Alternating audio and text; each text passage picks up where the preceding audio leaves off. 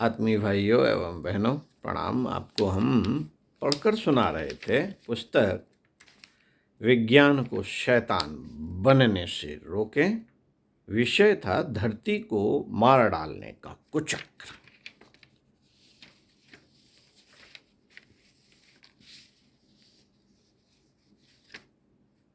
साथियों, जिस तरह शरीर में जीवन है, पृथ्वी में भी ठीक वैसा ही जीवन विद्यमान है। खनिज, द्रव्यों की चट्टान, सांद्रीय खाद्य तत्व तथा अति सूक्ष्म कीटाणुओं के सम्मिश्रण से मिट्टी बनी है। मनुष्य और प्राणी जगत जो मलमूत्र निकालता है तथा वनस्पति जो जीवन पर गिर जाती है, उन्हें पृथ्वी के सूक्ष्म जीवाणु उसी प्रकार सांद्रीय खाद्य तत्व या प्राण में बदलते हैं, जिस प्रकार शरीर के जीवाणु खाद्य से शरीर को पोषण प्रदान करते हैं। हमारी जीवन व्यवस्था और पृथ्वी के जीवन में कोई अंतर नहीं। इसलिए यह स्पष्ट समझा जा सकता है कि उत्तेजक पदार्थों से जो निष्क्रियता मनुष्य शरीर पर आती है, ठीक वैसी ही पृथ्वी में उत्तेजक खादों से आती है। अतएव विज्ञान को अपनी इस उपलब्धि को महत्व न देकर उसे एक नशा ही समझना चाहिए, जो धरती के लिए कभी भी उपयुक्त नहीं हो सकता। दूध और घी, मक्खन तथा छाछ से मिले जीवन तत्व की तुलना शराब और निकोटीन नहीं कर सकती। और उसी प्रकार कंपोस्ट खाद, हरी खाद, मलमूत्र की स्वाभाविक खादों से पृथ्वी को कहीं अधिक शक्तिशाली और दीर्घजीवी बनाया जा सकता है। हमारी धरती के संस्कारों का भी तो महत्व है। यदि उसकी इस उत्तेजना को रोका न गया तो यह कुसंस्कारित अन्न मनुष्य में दुर्बुद्धि के रूप में फूटेगा और अपने देश को भी यूरोप की तरह उद्दंड, स्वेच्छाकारी, कामुक, शोषक एवं उपयोगितावादी प्रवृत्ति का बना देगा। यह हानि यह पृथ्वी के बांझ होने से भी अधिक कटु है। हम जब अंधानुकरण कर रहे हैं, तब अमेरिका के विचार इस दशा में गंभीरता से पीछे लौटने की सोच रहे हैं। जेम्स एंड व्हाइट ने अपनी पुस्तक रैप ऑफ द अर्थ, धरती पर अत्याचार में लिखा है, अमेरिका में धरती पर अत्याचार हो रहे हैं। हजारों एकड़ भूमि रेगिस्तान बन गई है। भूमि संरक्षण विकराल समस्या बन गई है। एड्रियन वेल ने अपनी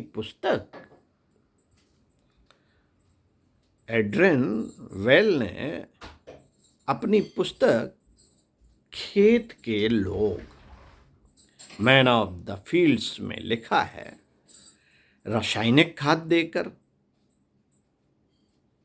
पैदा की हुई चीज देखने में चाहे कितनी सुंदर और आकर्षक लगे, उनमें प्राकृतिक खाद के समान ओज, सत्व और जीवन शक्ति नहीं है। पर गरीब किसान के अनुभव को कौन पूछता है? आज तो विज्ञान के अभिमान में पड़े तथा कथित बुद्धिवादी लोग अपने उद्योग और कारखानों को चलाए रखने के लिए रासायनिक खादों का धुआंधार प्रचार कर रहे हैं। गरीब किसान, भोला किसान उनकी चतुरतापूर्ण छल प्रपंच से शनि बातों को समझ नहीं पाता। और तो और जनता के कर्णधार जो कृषि विशेषज्ञ या कृषि शिक्षक हैं, वे तक अपनी नौकरियों पर टिके रहने के लिए न तो ग्रामीण जनता के हित की बात सोचते हैं, न आने वाली पीढ़ी और अपने ही दीर्घकालीन जीवन तत्व के रक्षण की बात। साथियों, इंग्लैंड के विचारशील लोगों ने सॉइल एसोसिएशन नामक एक संस्था गठित की है। वह तथाकथित सुधारवादियों से मोर्चा लेने को तत्पर है। इस संस्था में कई बड़े वैज्ञानिक, डॉक्टर और कृषि विशेषज्ञ हैं। संस्था ने घोषणा पत्र में कहा है, हम एटम बम के खतरे को जानते हैं, पर आज धरती का जो शोषण हो रहा है उससे बेखबर है। इसलिए जनता को इसके प्रति जागृत करना जरूरी है। क्या हम चाहते हैं कि इतिहास हमारे बारे में यह लिखे कि यह एक ऐसी पीढ़ी थी जो मृत्यु के कार्य में इतनी व्यस्त थी कि जीवन के मूल स्रोत ढूंढने के लिए उसे कभी अवकाश ही नहीं मिला?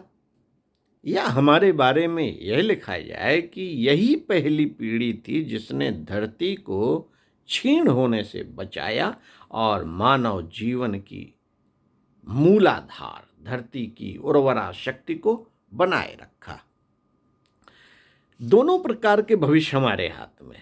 आज जबकि तथाकथित शिक्षित लोग ही दूरदर्शी और विवेकशील नहीं रहे, गांव की जनता को आप ही निर्णय करना होगा कि ऊपर के दोनों निष्कर्षों में वे किसे पसंद करते हैं। पृथ्वी की प्राकृतिक तौर पर शक्तिशाली बनाने में रुचि हो सकती है या फिर उसे बांझ करने में।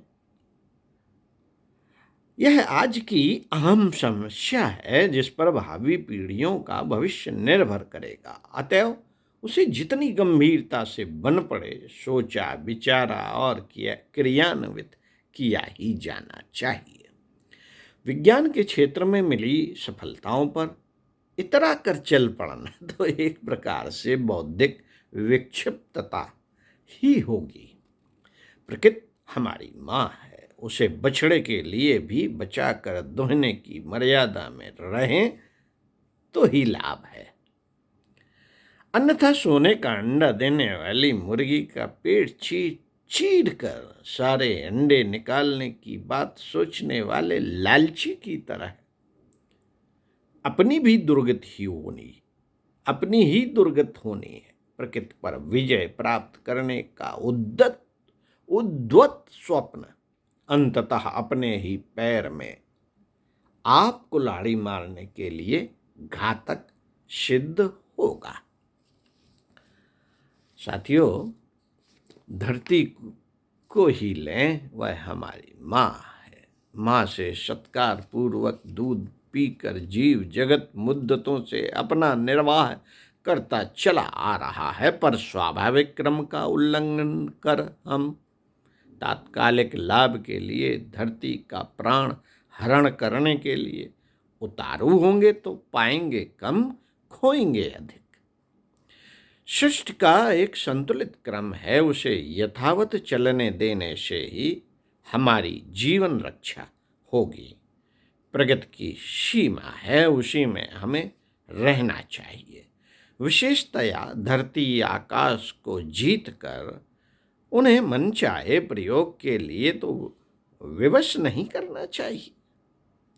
धरती के साथ इन दिनों हम जो अत्याचार बरत रहे हैं उसका परिणाम अगले ही दिनों विघातक विभीषिका बनकर हमारे सामने प्रस्तुत होगा। इस भूल को जितनी जल्दी सुधारा जा सके उतना ही अच्छा होगा। रासायनिक खादों के स्थान पर कंपोस्ट खादों, हरी खादों के प्रचलन का विस्तार किया जा सके तो उससे एक स्वस्थ विकल्प बनता है। संतुलित मात्रा में यह खादें भी तैयार की जाए, पर उनका उपयोग उस मिट्टी पर किया जाना उचित है जो बंजर या रेगिस्तानी जैसी हैं। रेलगाड़ी के इंजन को स्टार्ट करने जैसी स्थिति में कभी किसी अच्छे खेत में प्रयोग कर लें, यहाँ तक कि बात समझ में आती है, किंतु संतुलन खोकर अंधाधुंध प्रयोग कहीं इतना घातक न बन बैठे जैसी आशंकाएं व्यक्त की जा रही हैं, यह भी ध्यान रखा जाना आवश्यक है। मात्र प्रगति के जोश में होश खोना घातक ही रहेगा। पंडित श्री राम शर्मा आचार्य इसी क्रम में अगला विषय है अनियंत्रित प्रगति अर्थात महामरण की तैयारी। आपको पढ़कर सुनाएंगे। ओम शांति।